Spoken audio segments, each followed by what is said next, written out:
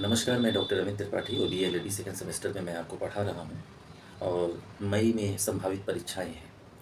और मैं हर बार के वीडियो में यही कहना चाहूँगा कि मंगला देवी स्मारक ग्रुप ऑफ कॉलेज को मेरा धन्यवाद है, आभार है कि उन्होंने इस तरह की मुहिम को शामिल किया कि बच्चे कहीं भी रहें लेकिन अपने सिलेबस को पढ़ सकें। जॉइंट फैमिली सोशोलॉजी का बहुत ही अच्छा एक कॉन्सेप्ट है और मैं तो बचपन से ही जॉइंट फैमिली को देखते आता रहा हूँ कि जॉइंट फैमिली में देखा कि हमारे चाचा लोग हमारे साथ रहते हैं, उनका परिवार हमारे साथ रहता है, हमारे दादा दादी रहते हैं। यानी एक पहले की पीढ़ी मैंने देखा है और एक जो पीढ़ी चल रही है, यानी दो पीढ़ियों के साथ मैं खुद अपने घर में रहा करता था। तो साथ में खाना, साथ में पीना, साथ में बैठना, साथ की जितनी भी इकोनॉमिकल नीड हो उसे पूरा करना। तो जॉइंट फैमिली कोई ऐसा शब्द नहीं कि हम उसे नहीं जानते हो। लेकिन जब एग्जामिनेशंस में लिखना होता है तो कुछ हमें कॉन्सेप्ट पढ़ने पड़ते हैं और उस कॉन्सेप्ट को जब हम लिखते हैं तो हम बेटर मार्क्स और एक बेहतर आइडियोलॉजी पाते हैं कॉन्सेप्ट के दृष्टिकोण से। इरावती कर्वे एक समाजशास्त्री व्यक्ति था और बहुत ही महान, जिसको कह सकते समाजशास्त्री थे, और जिन्होंने संयुक्त परिवार के विषय में कहा कि संयुक्ता के लिए सहनिवास आवश्यक है। वहीं पर बीएन कोहन और एससी दुबे, आर के मुखर्जी ने कहा कि सहनिवास के साथ साथ सहभोजन भी होना जरूरी है। ऐसा नहीं है कि आप निवास ही साथ में करते हैं लेकिन साथ में खाते पीते नहीं है, तो इसे जॉइंट फैमिली नहीं कह सकते। यानी जॉइंट फैमिली के लिए दो गुण होना बहुत आवश्यक है, साथ में रहना और साथ में खाना। इरावती कर्वे ने कहा कि प्राचीन भारत में यानी एंशिएंट इंडियन टाइम में परिवार निवास और संपत्ति और कार्यों के आधार पर संयुक्त था।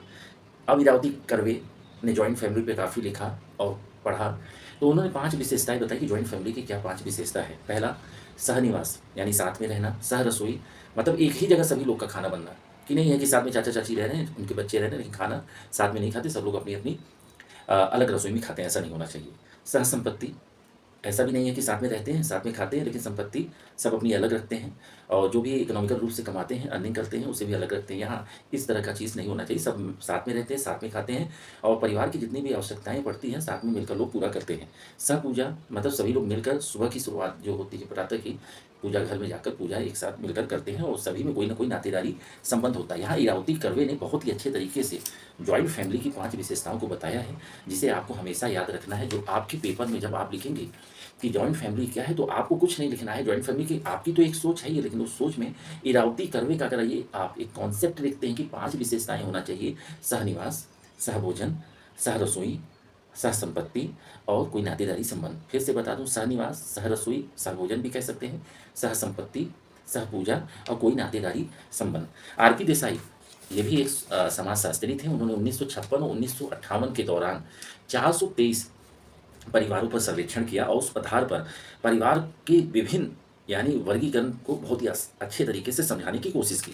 उन्होंने क्या कहा कि परिवार के भिन्न भिन्न वर्गीकरण क्या है। पहला, पीढ़ियों की गहराई को लेकर सदस्यों के बीच संबंधों पर आधारित, पीढ़ियों की गहराई से लेकर सदस्यों के बीच संबंधों पर आधारित। और दूसरा, अन्य परिवारों के सदस्यों के साथ संबंधों के आधार पर। यह आरपी देसाई का एक कॉन्सेप्ट था। यहाँ पर परिवार का वर्गीकरण मैं बता दूं कि पहला वर्गीकरण है 1 पीढ़ी, दूसरा वर्गीकरण है 2 पीढ़ी, तीसरा वर्गीकरण है 3 पीढ़ी और चौथा जो वर्गीकरण है 4 या अधिक पीढ़ियों वाला परिवार। अब इसमें 1 पीढ़ी 2 पीढ़ी क्या कहलाता है? एकांकी परिवार। और 3 पीढ़ी 4 या अधिक पीढ़ी वाला जो परिवार होता है वो क्या कहलाता है? ज्वाइंट फैमिली, जिसको कह सकते हैं संयुक्त परिवार। भारतीय और पश्चिमी परिपेक्ष में अगर हम जॉइंट फैमिली से हटकर बात करें तो यहाँ एक कॉन्सेप्ट मैं आपको बताना चाहता हूँ कि हमारे समाज में जब लोग विवाह करके आते हैं, आप देखते होंगे ना, तो उन्हें जॉइंट फैमिली में रखा जाता है। वो पिता, चाचा, दादा, दादी सबके साथ रहते हैं और ये एक परमानेंट रेसिडेंस होता है। ये नहीं है कि शादी करके आप अपनी पत्नी के साथ आए तो आप साथ में रहना शुरू किए और आपके फादर ने बताया कुछ दिन के बाद आपको कहीं और जाकर रहना है, आप इस फैमिली का अब हिस्सा नहीं रह सकते। ऐसा वेस्टर्न कल्चर में है कि जब भी कोई शादी करके आता है, नव दंपत्ति जिनकी अभी भी शादी होती है, वो अपने फैमिली में आते हैं, कुछ दिन रहते हैं और उसके बाद वो अपने रहने का एक अलग इंतजाम देखते हैं। तो हमने यहाँ पर कुछ कॉन्सेप्ट समझा। अब हम आगे जो वीडियो अपलोड करेंगे उसमें हम जॉइंट फैमिली की विशेषता क्या होती है उस चीज़ को हम आपके बीच में लाएंगे और आपको समझाने की कोशिश करेंगे। पेपर नज़दीक है और ऑनलाइन वीडियो की शुरुआत थोड़ी सी देर में हुई क्योंकि बच्चे ऑफलाइन क्लास नहीं कर पा रहे थे। तो मेरी पूरी कोशिश रहेगी कि जितना कवर हो सके आपके पेपर को देखते हुए उतना आपको पढ़ाया जाए।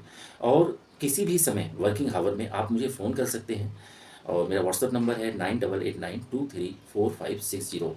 इस नंबर पे कॉल करके आप कोई भी एग्जामिनेशन से रिलेटेड आपके सवाल हों तो आप मुझसे पूछ सकते हैं और मैं हमेशा उनके जवाबों के साथ आपके सामने रहूँगा। और मुझे बड़ी खुशी होती है कि जब हमारे कॉलेज के बच्चे लगातार पूरी मेहनत के साथ वीडियो को सुनते हैं और जो मैं बताता हूँ उसको ध्यान से लिखने की कोशिश करते हैं। और मुझे पूरी उम्मीद है कि हमारे कॉलेज का रिज़ल्ट रज्जू भैया विश्वविद्यालय के अन्य कॉलेजों से बहुत अच्छा रहेगा और हमारे बच्चे न केवल कॉलेज में अच्छा रिजल्ट लाएंगे और आने वाली जो भी एग्जामिनेशंस होंगे गवर्नमेंट सर्विस के, उसमें भी वो सफल होंगे। तो इजाज़त दीजिए, धन्यवाद और नमस्कार।